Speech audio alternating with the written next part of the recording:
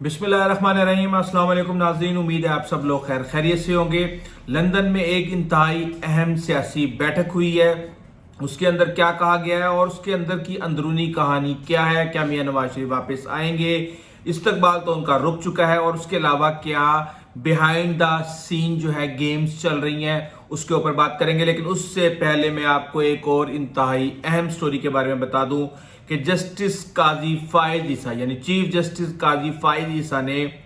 फैजाबाद धरने के ऊपर जो अपना एक केस था उनका, जो उन्होंने एक फैसला दिया हुआ था, उसके ऊपर अमल दरामद के लिए एक बड़ा जो है ना एक अहम समात रख ली है, और उस समात से इस मुल्क की सियासत के अंदर बोहनचाल आने वाला है। मैं आपको यकीन दिलाता हूं कि इससे एक बहुत बड़ा बहरान पैदा होने वाला है, और इस्टेब्लिशमेंट और हुकूमत और अदलिया के लिए बहुत से चैलेंजेस खड़े होने वाले हैं। अब 28 सितंबर को जस्टिस काजी फायद ईसा ने चीफ जस्टिस काजी फायद ईसा ने इसकी समात रख ली है। सबसे पहले ये अमल दरामद क्या करवाना है वो मैं आपको बता देता हूं, पढ़ के फैसला सुना देता हूं कि अदालत ने हुकूमत को हुक्म दिया था कि वो ऐसे फौजी एहलकारों के खिलाफ कार्रवाई करे जिन्होंने अपने हलफ की खिलाफ वर्जी करते हुए सियासी सरगर्मियों में हिस्सा लिया। अदालत ने ISI, मिलिट्री इंटेलिजेंस और इंटेलिजेंस ब्यूरो को के अलावा पाकिस्तानी फौज के शोबा ताल्लुकात आमा जो है यानी कि ISPR जो है उसको भी हदायत की कि वो अपने दायरे इख्तियार में रहते हुए काम करे। क्यों, ये भी मैं आपको बताता हूं। अदालत ने आर्मी चीफ और बहरी और फजाई अफवाज के सरबराहान को वजारत दिफा के तवस्सुत से हुक्म दिया कि वो फौज के इन एहलकारों के खिलाफ कार्रवाई करें जिन्होंने अपने हलफ की खिलाफ वर्जी करते हुए किसी सियासी जमात या गिरोह की हमायत की। ये बड़ी अहम एक फैसला है। लंदन बैठक का इससे बहुत ही एक गहरा ताल्लुक है, ये मैं आपको आगे जाके बताता हूं। फैसले में कहा गया कि तमाम खुफिया इदारों बशमूल ISI, IB और MI को पाकिस्तानी फौज के शोबे ताल्लुकात आमा को अपने मैंडेट से तजावुज नहीं करना चाहिए, और ना ही वो इजहार राय की आज़ादी को सलब कर सकते हैं, और ना ही इन्हें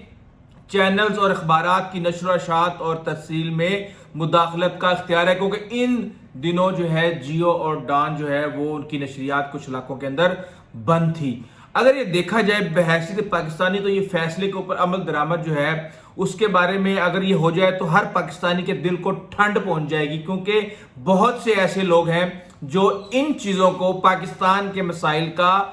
हल समझते हैं। अब मसला इतना आसान नहीं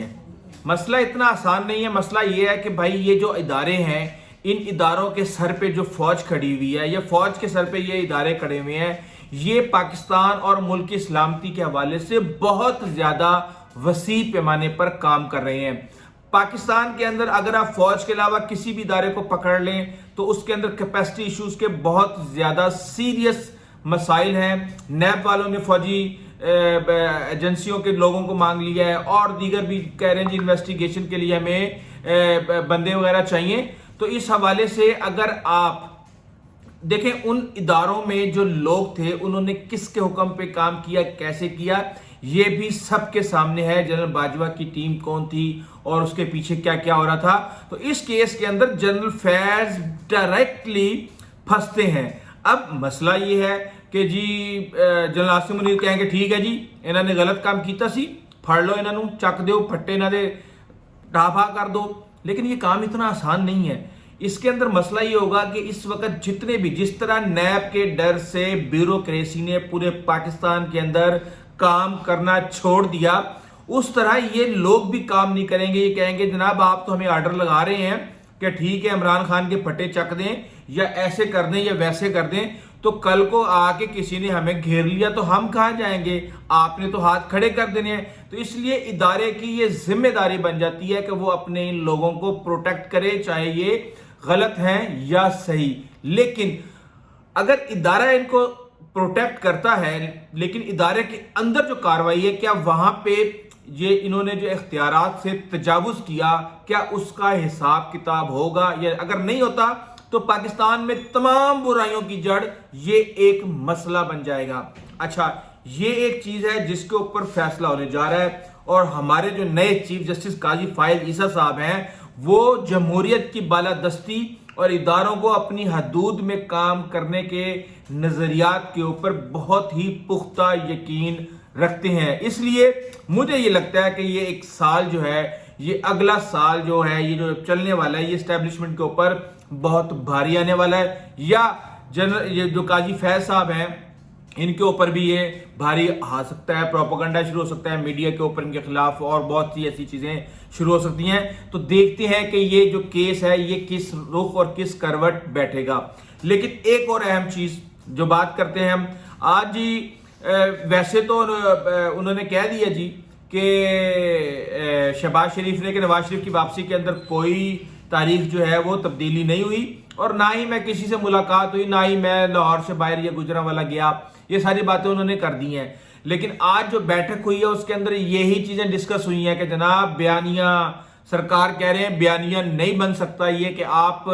سابقہ آرمی چیف اور سابقہ D G I S I کو بھون کے رکھ دیں، آپ سابقہ چیف جسٹس اور سینئر ترین ججز کو اپنے بیانیے میں بھون کے رکھ دیں، تو یہ نہیں ہو سکتا۔ تو اس کے بعد یہ ایک طرح سے ایک پریس ریلیز آئی ہے یا اس طرح کا ایک بیان آیا ہے جس میں یہ کہا گیا ہے کہ جب تک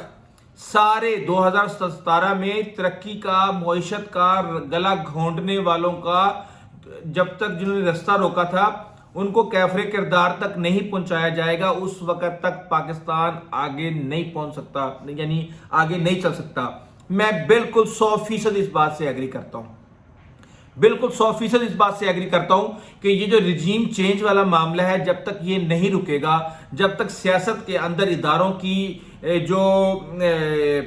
مداخلت ہے یہ نہیں رکے گی، پاکستان آگے نہیں چل سکتا۔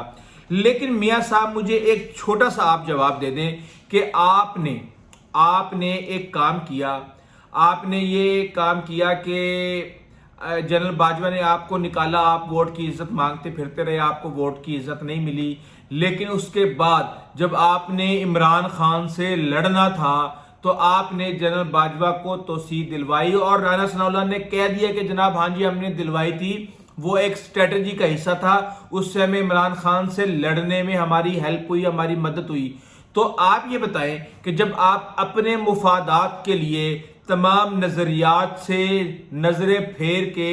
کبھی کالا کوٹ پہن لیتے ہیں، کبھی آپ کوئی چادر، تلسماتی چادر پہن لیتے ہیں، اور آپ ساری ساز باز کر کے اپنی نگران حکومت بنوا کے آگے لیول پلینگ فیلڈ اپنے لیے بالکل موزوں ترین بنوا کے سارا کچھ جب آپ کرتے ہیں، اس وقت بھی آپ کو یہ سوچنا چاہیے کہ جناب اگر ہم وقتی فائدے کے لیے نظریات سے ہٹیں گے تو پھر یہ وہی معاملہ ہے کہ پاکستان آگے نہیں چل سکتا۔ صرف اور صرف آپ یہ نہ کہیں کہ اسٹیبلشمنٹ کو روک دیں، اگر اسٹیبلشمنٹ کو روک دیں، عدلیہ کو روک دیں، ہمیں نہ روکیں، عمران خان کو نہ روکیں، آصف علی زرداری کو نہ روکیں، پولیٹیکل پارٹیز کو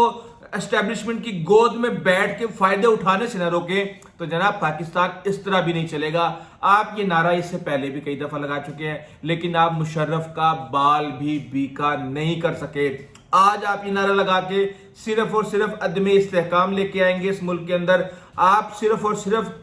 اس ملک کے اندر کوئی تھوڑے سے کریک ڈاؤن کی وجہ سے اگر ڈالر کی قیمت کو 15-20 روپے کم گئی ہے تو آپ لوگ یہ چاہتے ہیں کہ ایک ہی جھٹکے کے اندر اس کو اٹھا کے کہیں سے کہیں پہنچا دیا جائے۔ اس کے لیے ایک سمپل سی بات ہے، ایک ٹروتھ کمیشن بنائیں اور اس کے اندر یہ سارے معاملات ڈسکس کریں اور یہ ڈیسائیڈ کر لیں کہ آج سے پہلے جو ہوا وہ ہوا، لیکن آج کے بعد جو بھی یہ کام کرے گا، چاہے وہ اسٹیبلشمنٹ کا ہو، چاہے وہ عدلیہ کا ہو، چاہے وہ کسی سیاسی جماعت کا ہو، تو اس کے اوپر ملک کو نقصان پہنچانے کے لیے آرٹیکل 6 لگے گا اور اس کو پھندے کے ساتھ لٹکا دیا جائے گا اور اس کے اوپر کوئی کمپرومائز نہیں ہوگا۔ اس وقت تو یہ چل سکتا ہے، لیکن جس طرح پاکستان کا نظام چل رہا ہے کہ یہاں امیر کے لیے ایک قانون، غریب کے لیے ایک قانون، یہاں پہ کوئی تجارت کرنے جائے تو امیر کے پاس تو پہلے ہی مخبری ہوتی ہے کہ مال بیچ دو بھائی، منڈی تباہ ہونے والی ہے، اور غریب جب مال اوپر جاتا ہوا دیکھ کے خریدتا ہے تو اسی وقت منڈی ڈاؤن ہو جاتی ہے اور وہ بیچارے کا جو 2-4 روپے ہوتا ہے وہ بھی لٹ جاتا ہے۔ یہاں تو ٹریڈ سیکرٹس بھی جو ہیں وہ امیر کے پاس ہے، غریب بیچارہ جو ہے وہ ایندھن بنتا ہے سارے کا سارا ان کا تو اس طرح نہیں ہوگا. یہ پورے ملک کے اندر ایک طرح سے اصلاحات کا نظام بچھانا پڑے گا. اور آپ نے دیکھ لیا ہے کہ تھوڑی سی کاروائی نے کس طریقے سے معیشت کو فائدہ پہنچایا, کیونکہ پاکستان میں ہر چیز جو ہے وہ ڈالر کے ارد گرد گھومتی ہے. ہم ہر چیز ہم ڈالر کے ساتھ لے کے چلتے ہیں اور اس طریقے سے جو ہے ہم مہنگائی کا سامنا کرنا پڑتا ہے. ڈالر آئے گا 250 روپے تو اس کے فائدے بھی آپ کو نظر آئیں گے. بہرحال یہ ساری